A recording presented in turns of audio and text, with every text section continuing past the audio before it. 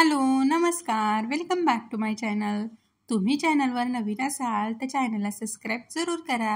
आजच्या व्हिडिओमध्ये आपण सिरोस्की वर्कच्या साड्या बघणार आहोत. या सिंपल दिसणाऱ्या अशा साड्या सध्या खूप जास्त ट्रेंडमध्ये आहेत. इव्हन डेली यूजसाठी किंवा मग छोट्या मोठ्या फंक्शनसाठी अशा साड्या सध्या ट्रेंडमध्ये आहेत.